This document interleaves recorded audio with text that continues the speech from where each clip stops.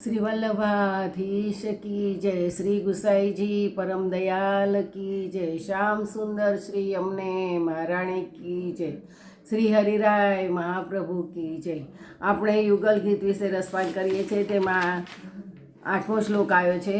અનુચરે સમુવર્ણિત વીર્ય આદિ પુરુષ ઈવા ચલ ભૂતિ વનચરો ઘેરી તટેશુ ચરંતિ વેણુના હવય તિ ગા સ યદાહી વનલતાસ્તવર આત્મની વિષ્ણુ વ્યંજનત્ય ઇવ પુષ્પ ફલાઢ્યા પ્રણત ભાર વિટપા મધુધારા પ્રેમ હૃષ્ટ તનવ સસૃજુ સ્મ. પુરુષોત્તમની માફક સેવકો જેમના અલૌકિક કાર્યનું વર્ણન કરે છે. આદિપુરુષની માફક વેદ જેમના જગત કર્તૃત્વ વગેરેનું વર્ણન કરે છે. પુરુષોત્તમની માફક જેમની લક્ષ્મી અચલ છે એમ જેમના અનુચરો વર્ણન કરે છે. એવા પ્રભુ વૃંદાવનમાં ફરતી વખતે પર્વતની તળેટી ઉપર ચરતી ગાયોને વેણુથી બોલાવે છે. તે વખતે વૃંદાવનની લતાઓ તથા વૃક્ષો પોતાનામાં વિષ્ણુને પ્રગટ કરતા હોય તેમ પુષ્પ અને ફળથી ભરપૂર બને છે. તેમની શાખાઓ ભારથી નીચી નમે છે. પ્રેમથી તેમને રોમાંચ થાય છે અને મધુધારાની વૃષ્ટિ કરે છે. અનુચરથી સેવક ગોપથી તેમના વીર્યનું બરાબર વર્ણન કરવામાં આવ્યું છે. તેમજ આદિપુરુષ પુરુષોત્તમની માફક વેદોથી બરાબર રીતે સર્વોત્તમ તરીકે તેમનું જગતના કર્તૃત્વ વગેરેમાં તેનું વર્ણન કર્યું છે. વનની લતાઓ પણ ભગવાન અમારી પાસે ફરે છે અને પોતાના સંબંધીને બોલાવે છે એમ જાણીને તેમના ભોગની સિદ્ધિ માટે પોતાનામાં વિદ્યમાન આનંદને પ્રગટ કરે છે. જેવી રીતે ભગવતીય પુરુષો તથા સ્ત્રીઓ ભગવાન તથા ભગવતીઓના આવવાથી આનંદયુક્ત થાય છે અને ભોગને આપ માટે સ્વકીય વસ્તુ આપે છે, તે પ્રમાણે આ વૃક્ષો પણ કરે છે.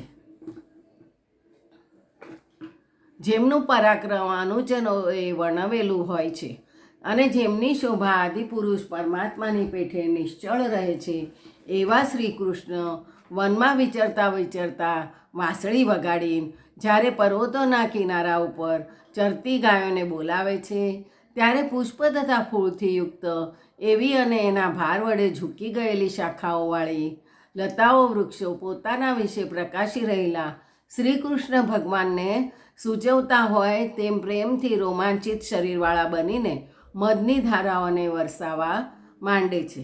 લતા, પક્ષીઓ અને મેઘો એ ત્રણ સાત્વિક છે. એ વેણુનાથથી ભક્તિપૂર્ણ થયા. તેમાં પ્રથમ વૃંદાવનમાં રહેલા લતા વૃક્ષો વગેરે વૈષ્ણવ છે. એમણે વેણુનાથથી પ્રેમ રસ ઉત્પન્ન થયો. વેણુનાથ પણ બીજા પ્રકારે ભગવાને એને માટે કર્યો છે. ભગવાનનું વર્ણન પર પ્રકાશતરણથી કર્યું છે. એમાં ભક્તિને અનુસાર અને વેદને અનુસાર એમ બે પ્રકારે વર્ણન કર્યું છે. પ્રથમ તો ભક્તિને અનુસારી વર્ણન કરે છે. સેવક એવા ગોપો ભગવત પરાક્રમનું ગાન કરતા ભગવાનની પાછળ ચાલે છે. પુરુષોત્તમને જેમ વેદ સર્વોત્તમતાથી વર્ણવે છે, એ જગતના કર્તા છે, શાસ્ત્રાર્થરૂપ છે એમ કહી વેદના વખાણ કરે છે. વળી એ આદિપુરુષની જેમ સ્થિર લક્ષ્મીવાળા છે, છતાં એ વંચર છે, એટલે કે વૃંદાવનમાં ફરનાર છે. વનમાં વાસ સાત્વિક હોવાથી સાત્વિક ભાવથી સાત્વિક ભૂમિમાં પ્રતિષ્ઠિત થાય છે.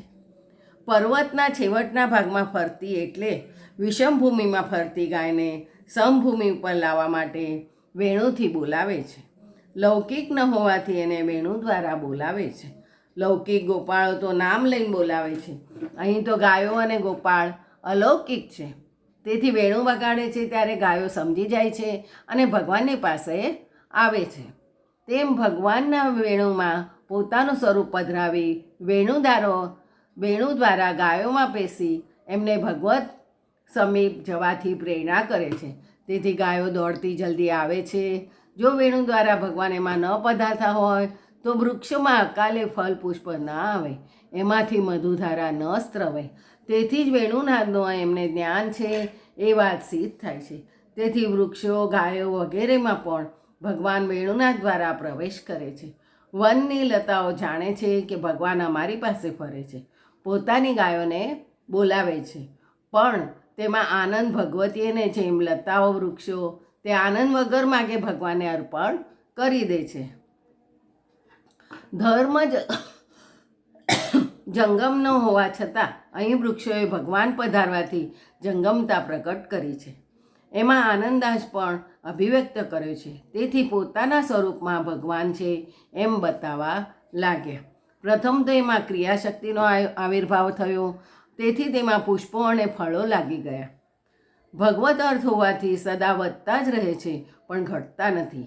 પ્રેમ વડે રોમાંચિત થઈ જાય એ ભક્તનું લક્ષણ છે. એ વૃક્ષમાં પ્રગટ જોવામાં આવ્યું છે અને એમાં આનંદનો પ્રવેશ થયો છે, એ વાતમાં શંકા રહી નથી. જે શ્રી ગોખલેશ કાલે 10મો શ્લોક લઈશું.